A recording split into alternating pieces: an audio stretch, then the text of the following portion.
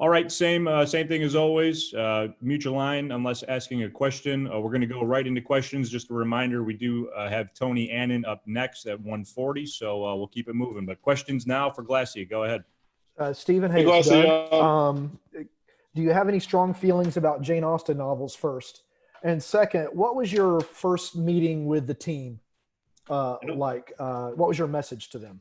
I don't think Glassy was on for Darren's opener there. Okay, then never mind about the Jane Austen question. Just go right to it. Repeat the sorry, I was just thinking, I didn't know that I didn't catch the first question, so could you repeat the second one, which is now the only one? Yeah, cheers, Doug. What was your opening message to the players when you met the senior team players about your plan and hopes going forward? Just really a desire to unite the group again.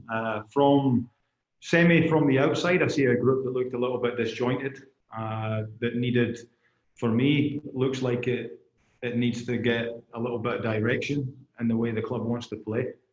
And that's the aim, and that's basically what I told them. We've got a really, really good group of players. They're capable a lot more than they're given. And my job is to give them that opportunity and that guidance, and that's the challenge with any group of players.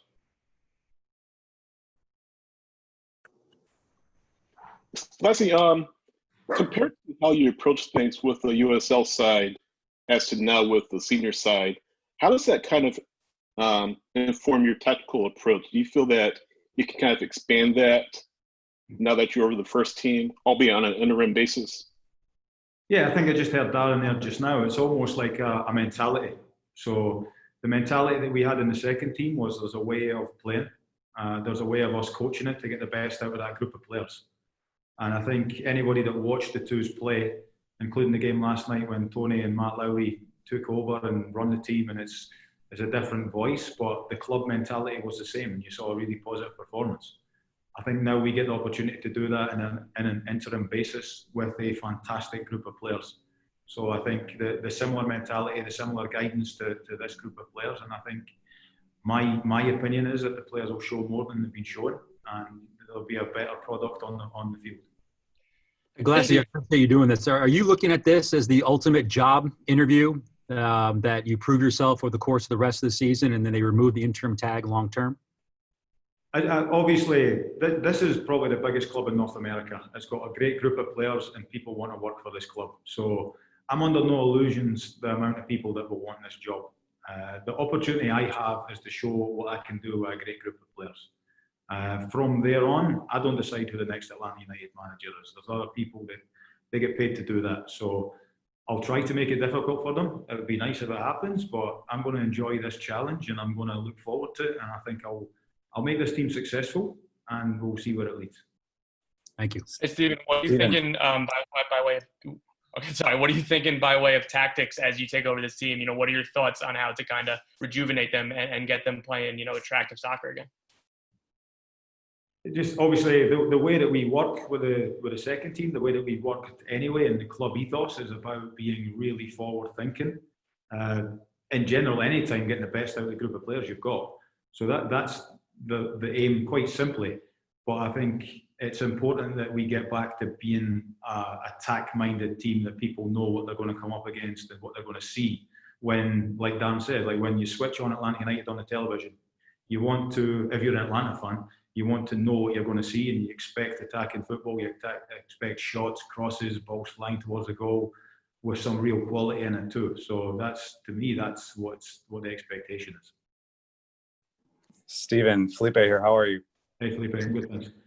I mean, a little jumping off that a little bit, but not getting so much into the tactics. You know, when you come into a team that is struggling, but clearly has a lot of talent, and wants to play attractive football, how do you just get them to have fun again? Like, how do you peel away some of the tactical conversations and just allow them to be creative?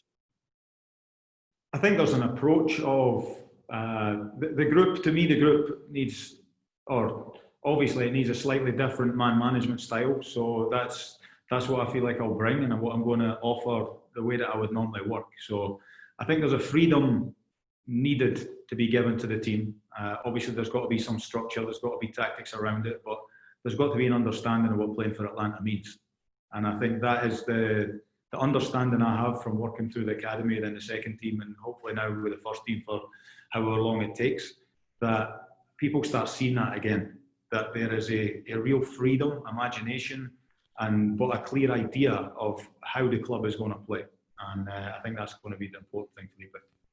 Hey, Stephen, talking to Darren earlier this week, he said in a cap league like MLS, it is important that you get the most out of the designated players because they take up a lot of the money in the thing. So can you talk a little bit about how you see using Pitti and Barco, the two healthy DPs, and what you see as their best positions, so to speak? Without going into tactics, because I think the one thing that we've got at the moment is we've got a new coach, and we're going to play a game whenever it is, mid-August, I'm imagining, what I'm hearing again through the Athletic, that it's going to be, people will not have seen our team playing. So I'm not about to tell people exactly how we're going to play, and this is the formation and X, Y, Z, or Z, sorry. So it's, I think that the biggest thing is I'm going to put the players, and the staff are going to put the players in the best position they can to make them as successful as possible. I think there's been players playing in little spots that maybe don't suit them, or they've drifted into areas that don't suit them because the team as a unit has not been doing probably where it should be. In terms of the team itself, where it sits, I think there's been a blip results-wise. So to come into this and they've won 2 out of 5 games, it's not the worst situation ever. And I think there's something really concrete to build on. And again, a great group of players to build on. And if we put them in the right positions and give them the right options and the right opportunities to flourish, then those top players are going to continue to be top players. Hey, Coach, 2 questions for you. First, I saw you guys all started getting right back into it in training earlier in the week. Did a player say something to you that kind of stuck with you in your conversations with the guys, just in terms of going forward? And 2, where does this moment rank for you professionally as you've kind of had a coach in your coaching career now? Yeah, well, firstly, we've had conversations with almost every player so far. We're getting through the group. I just want to get a little understanding of where their mentality is, where they see themselves within different formations that we're going to look at playing. So almost, because I've not been around them, I've been able to watch training and stuff because there's that involvement, but I've not been able to be really around them. So the first part was nothing specific, but I could just see a general enjoyment on the players' faces, and they want to work, they want to be better, and they want to improve as a group. So I think I've seen that already. The second part, Gillian, I think in terms of playing career, coaching career, this ranks right up there. It's probably the proudest moment I've had. This year, obviously, it's stranger more than any. Yeah. So you can, just now, I can't get home to see the family, and it's difficult to get home. Well, it's impossible to get home, or I can't get back. So the fact that something like this happens and we can give our family something to be proud of, myself and my wife, that's something that is, like, I'm humbled by the opportunity. The fact that Darren and the leadership trust me with it. But I think it's because they know that it can be successful. But short answer, I'm really proud of the opportunity. I'm grateful to the people that have given me it. And I also thank the players in the second team, because the way that they've performed, we would not have had this opportunity if the players were not performing. So the people that make the decisions have seen a team playing in a certain style, in a certain fashion that the club expects. And with the group of players that are here in the first team, I don't see why that should be any different. Last you mentioned you're trying to unite the players on the club, and as you know, on the first team, there's some very strong personalities, as you might imagine. How do you unite the players under your vision? How do I unite them, Sydney, did you say? Under your vision, under the vision that you're trying to accomplish. So you keep breaking up as you're talking, Sid. Sorry. Sorry about that. Can you hear me now? Yeah. Okay. How do you unite the players under your vision, based on the different personalities that are on the club right now?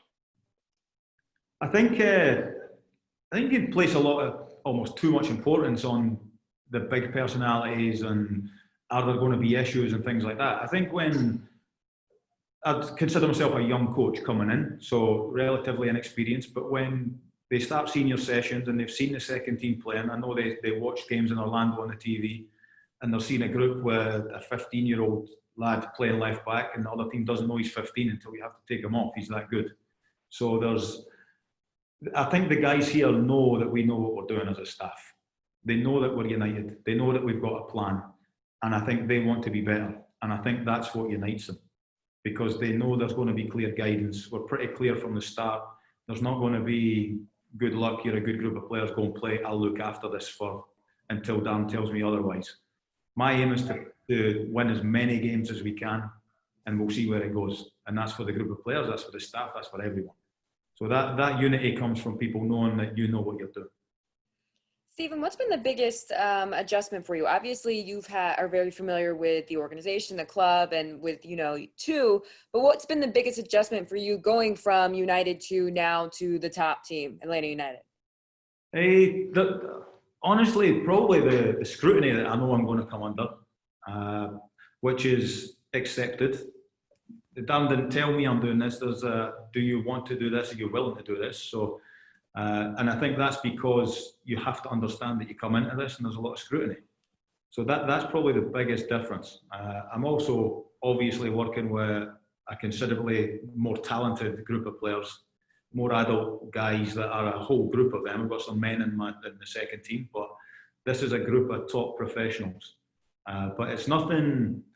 I've lived my life since 16 years old around professional football clubs, and I know the expectations, and I want expectations, and I place them on myself every day. So I don't think my working habits are not any different. I have to work with a different group of staff, but we're all Atlanta United people that are still in the positions right here. And I think you're going to see a team that's driven to do the things it should be doing. Stephen, in your opening remarks, you talked about a group that needed direction and maybe some unity. I'm curious, did the decision for DeBoer and the club to part ways surprise you? I think, like I just said, I've been around professional football since I was 16 years old. So I know when teams go through a spell of not getting results, first teams, that there's a chance that happens to the manager. So I'm not saying it's the right, the wrong, whatever decision. Nothing surprises you in football. Nothing. So I didn't know it was coming. I don't know, again, journalists are different here than they are back home, Doug, but I don't know if that's where it's leading, but I was not aware of anything like that. But you go into it knowing what can happen. I've went into this knowing what can happen. I could get told tomorrow there's another manager coming in. But I trust Darren, I trust Carlos and all the leadership that the right thing will be done. And nothing surprises you in football. Short answer again with me. Yeah, no, not asking if you had any inside information, just curious if the move was a little bit surprising. That's all. Yeah, nothing surprising in football. That's all.